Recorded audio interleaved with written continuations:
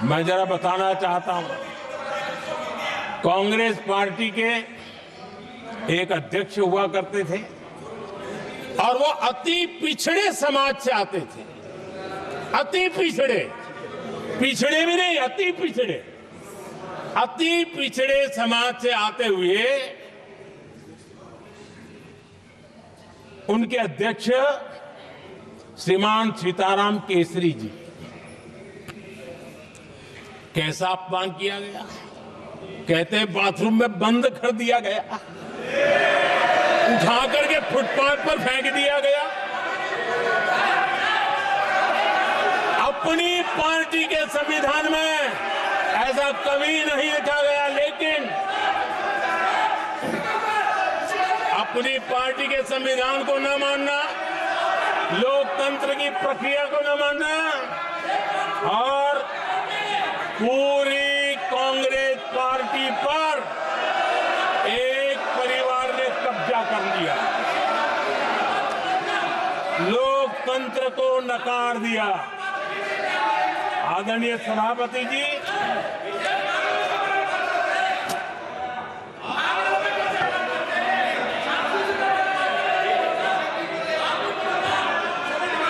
तो आपके सदस्यों ने क्या क्या बोला था, ठीक नहीं है। आप जब सदन के नेता बोल रहे हैं तो सदन की मर्यादा को रखो, अच्छी परंपरा को बनाओ। संविधान के साथ खिलवाड़ करना, संविधान के स्पिरिट को तहस नहस करना, ये कांग्रेस की रगों में रहा है। हमारे लिए संविधान, उसकी पवित्रता, उसकी शुचिता हमारे लिए सर्वोपरि है। और ये शब्दों में नहीं है, जब जब हमें कसौटी पर कसा गया है, हम तप करके निकले हुए लोग हैं। मैं उदाहरण देना चाहता हूं, 1996 में सबसे बड़े दल के रूप में भारतीय जनता पार्टी जीत करके आई, सबसे बड़ा दल था। और राष्ट्रपति जी ने संविधान की भावना तहत सबसे बड़े दल को प्रधानमंत्री के शपथ के लिए बुलाया और 13 दिन सरकार चली। अगर हमें संविधान के स्पिरिट के प्रति हमारा भावना न होती तो हम भी ये बांटो, वो बांटो, ये दे दो, वो दे दो, इसको डिप्टी पीएम बना दो, इसको ठिकाना बना दो, हम भी सत्ता सुख भोग सकते थे। लेकिन अटल जी ने सौदेबाजी का रास्ता नहीं चुना, संविधान के सम्मान का रास्ता चुना और 13 दिन के बाद इस्तीफा देना स्वीकार कर दिया। ये ऊंचाई है हमारी लोकतंत्र की। इतना ही नहीं, 1998 में एनडीए की सरकार थी, सरकार चल रही थी, लेकिन कुछ लोगों को हम नहीं तो कोई नहीं, ये जो एक परिवार का खेल चला है, अटल जी की सरकार को अस्थिर करने के लिए खेल चले गए। वोट हुआ, खरीद फरोख्त तब भी हो सकती थी, बाजार में माल तब भी बिकता था, लेकिन संविधान की भावना के प्रति समर्पित अटल बिहारी वाजपेयी जी की सरकार ने एक वोट से हारना पसंद किया, इस्तीफा दिया, लेकिन असंवैधानिक कोई कृत्य नहीं किया। ये हमारा इतिहास है, ये हमारे संस्कार है, ये हमारी परंपरा है। और दूसरी तरफ अदालत ने भी जिस पर थप्पा मार दिया, कैश फॉर वोट का कांड, एक लघुमती सरकार को बचाने के लिए संसद में नोटों के ढेर साक्ष्य के रूप में रखे गए असंवैधानिक तरीका सरकार बचाने के लिए भारत के लोकतंत्र की भावना को बाजार बना दिया गया, वोट खरीदे गए। आदरणीय सभापति जी,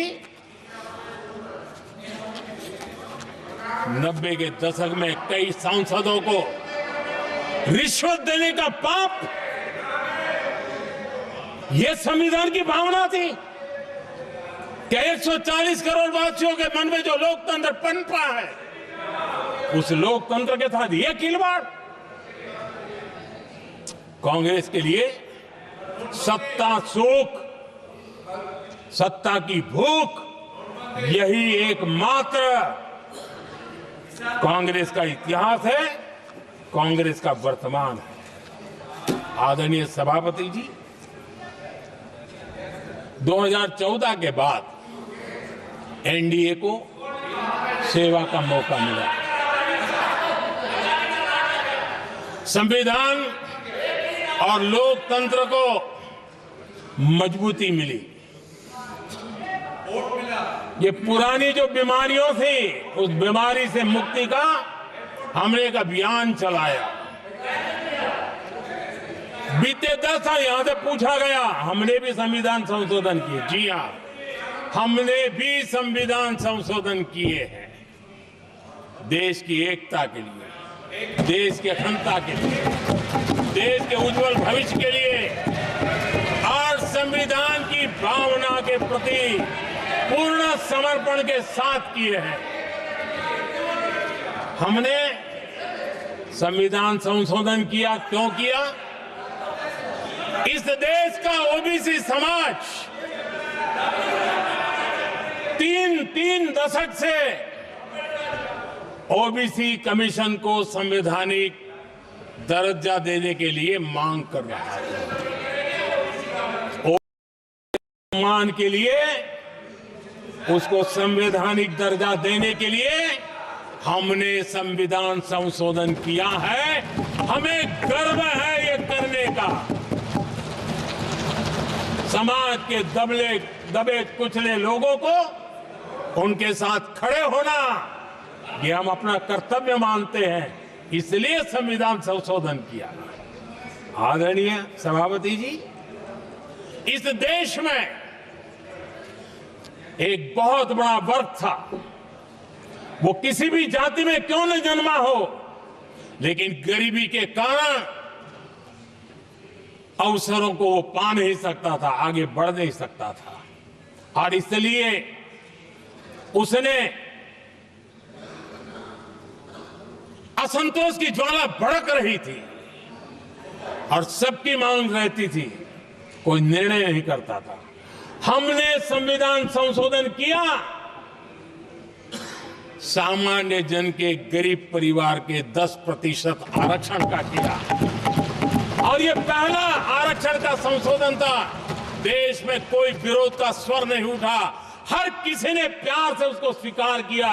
संसद ने भी सहमति के साथ पारित किया, क्योंकि समाज की एकता की उसमें ताकत पड़ी थी, संविधान की भावनाओं का भाव पड़ा था, सबने सहयोग किया था, तब जाकर के हुआ था। आदरणीय सभापति जी, जी हां, हमने भी संविधान में संशोधन किए हैं, लेकिन हमने संविधान में संशोधन किया महिलाओं को शक्ति देने के लिए। संसद और विधानसभा में, और संसद का पुराना भवन गवाह है, जब देश महिलाओं